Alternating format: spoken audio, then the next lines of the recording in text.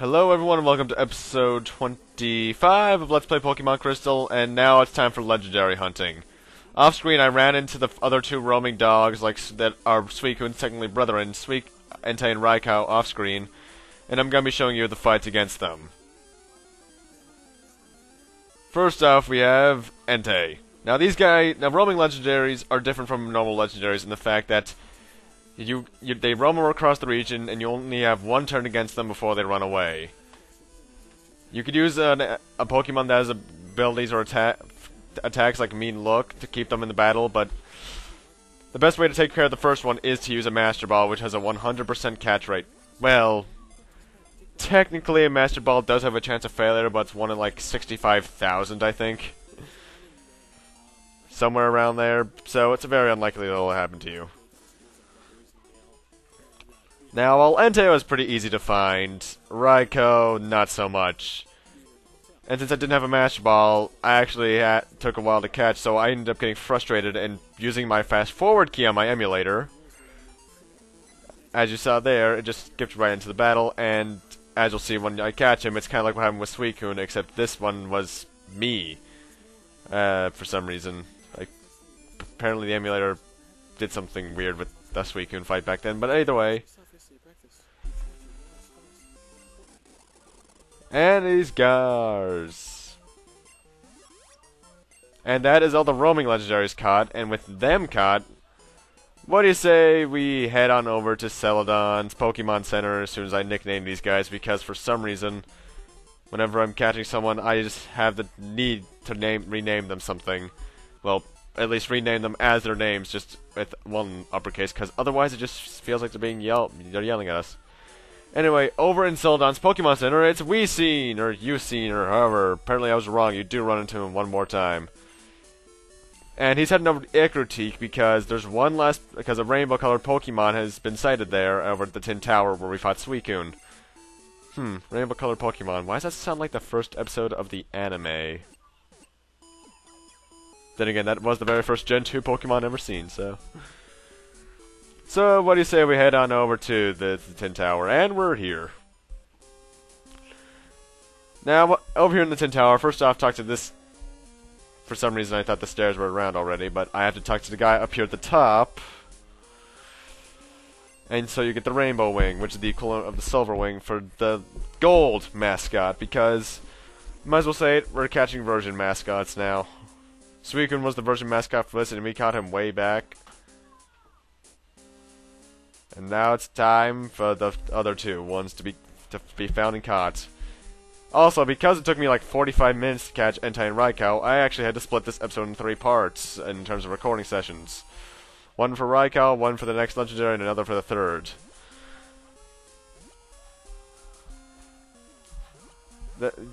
So if I'd recorded it all and hadn't edited it down, that would have been a file size of probably like 9 gigabytes maybe.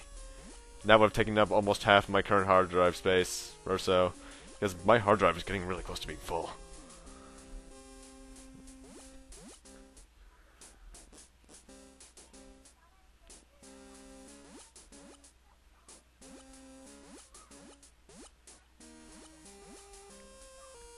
Now, really, the gimmick with this tower is that there are these little one-way platforms you have to go on all throughout it, and I'm ignoring a majority of the items for some reason, I don't know why.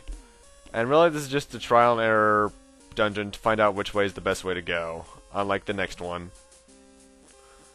Well, at least it starts out with this way. It gets a bit, that'll be changed up a bit within the next couple of rooms.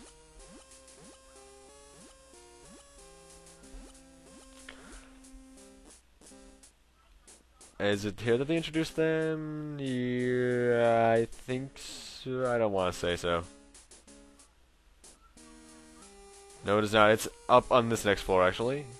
We are introduced to those red squares. These are teleporters. They are always... It's not random. They're always linked to another one, another specific one, so there is a specific route you can take to get there the quickest. But I had not played Crystal in forever, so it kind of took me a while to figure out which way was which.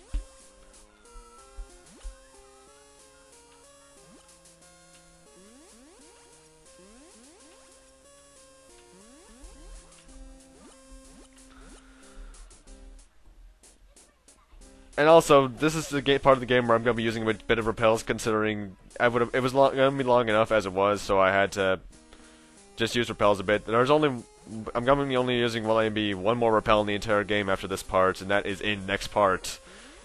But I'll get to that I'll get that towards the end of here. Anyway, at this point, it's pretty much just a straightforward path with one random battle along the way. And we're at the final floor. And there's the rainbow-colored Pokemon itself. Now, I actually edited its battle team from Heart Gold and Soul Silver, so let's hear it. This is Ho-Oh! Fire Flying type. This guy took a bit, so I actually decided to fast forward it to the point where I could easily take it out. Now, Ho-Oh is annoying from the main factor besides the fact that it has Fire Blast, which is one of the most powerful Fire-type moves, but it also knows Recover, which recovers its HP. Now, this and the next legendary fight are not edited whatsoever, besides for this fast-forward thing I did here on Ho-Oh alone. Ho-Oh and the next guy will be at level 60. If you're playing in either gold or silver version, they'll be... Well, if you're playing silver, this guy will be at, like, 60, maybe 50. But if you're playing silver, he'll be at 70. I know that for a fact, and it's vice versa if you're playing gold. But this guy is Gold's mascot, to the point where I think that's actually the exact same sprite they use on the cover art, except in terms of actual art. And actually, fun fact, Pokemon Gold and Ho-Oh was the first game in the series, well, in terms of Gen 2, that I actually owned. I got it like a fair years ago. Silver didn't follow until quite a few years later. Now, as for why I edited in the Ho-Oh battle theme from Heart Gold and Soul Silver, it's because otherwise you'll just be hearing the normal Pokemon battle theme. That just doesn't fit this guy.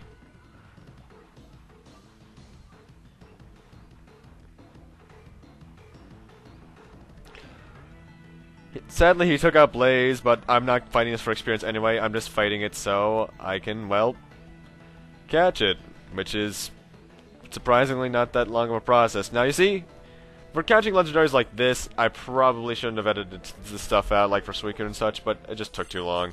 Raikou and Entei, though, that's why I did what I did with them. And we got Ho-Oh, finally.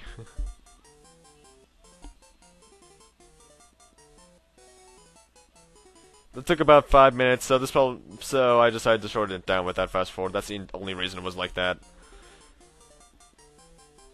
And with that, let's head on over to our next destination. But first off, let's fly, because you can fly from the top of this building, thankfully.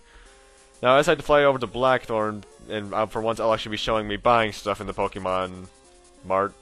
Pokemarket? Pokemart, I guess? I don't really know what to call it. The only thing I really buy in here, though, is like 35 Ultra Balls, I think. Yep. I have a lot of money, so this doesn't really impact me at all. Considering I'm almost at the end of the game, so money's kind of worthless.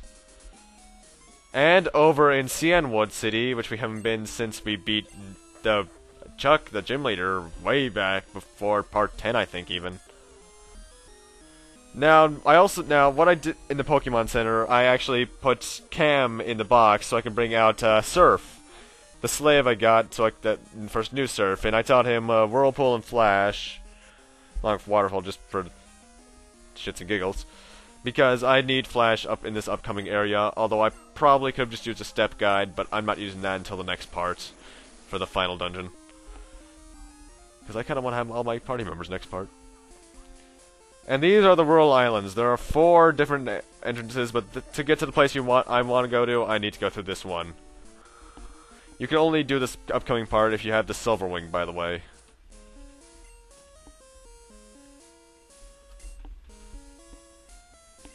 Use Flash for the last time in the game. I think I only used it, what, twice? Maybe even once?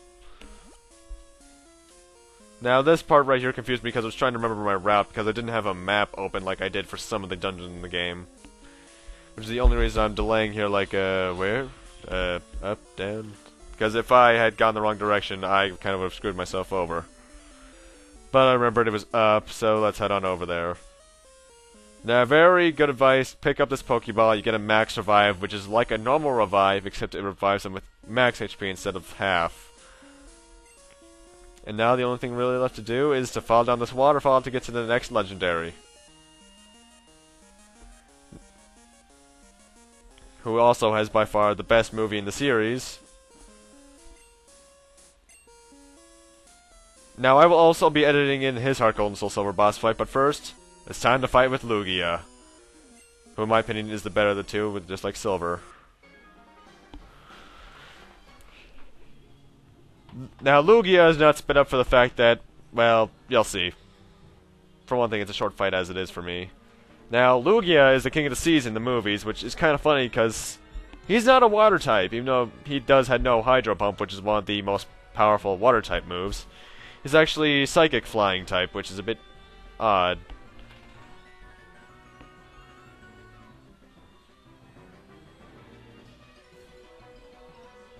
Now, Lugia I find to be much better than in Ho-Oh just because of its Aeroblast move, which is extremely powerful.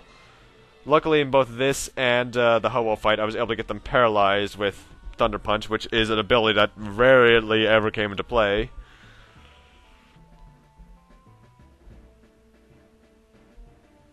Now, right here is why I did not fast forward this fight at all, because, well, first Ultra Ball catches it. I guess the LP curse decided, you know what, I've effed you enough, come here, man. And that's it. All the legendaries that we can catch in the game without hacking are caught. And I will not be catching the ones I need to hack to get. And I would have liked to show off Celebi just for the hell of it, but I can't really. And just for more emphasis, I am typing first ball, or a couple other things, and then first ball as Lugia's nickname, but then I just go off the normal route.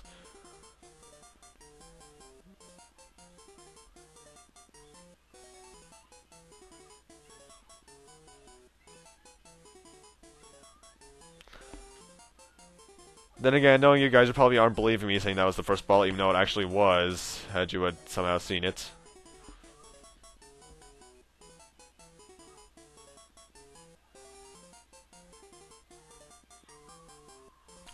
And Lugia was sent to Bill's PC, and we'll never get them. And now it's time to use an escape rope to get out of here, so we can head on over to the final area of the game, folks. We're on... no, it's straight on to the end game from here. So, to get over there, let's first head on over to Goldenrod so we can ride the T one last time. Now, it's kind of funny. There are a surprising lack of train jokes you can make with these games. Pokemon's Interstep.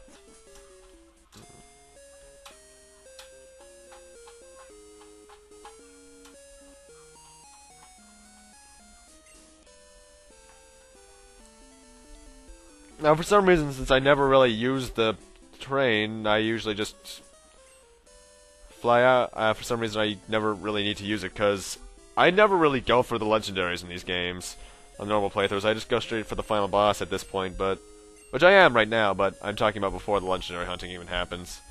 At most, I'll go for the version mascot, but that's it. I just realized he's like jumping up and down the train. Is he that excited?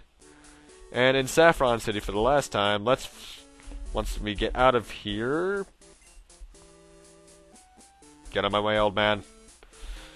Let's head on over to... what's it called? Viridian City, that's it. Because as you can see, at the crossroads for the Indigo Plateau, which is the thing in the top left, over to Viridian City and down to Tojo Falls, there is a fourth way we can go, which is the final area in the game, which... I really think they should have given it a different name depending on which version you're playing. But its name works nonetheless.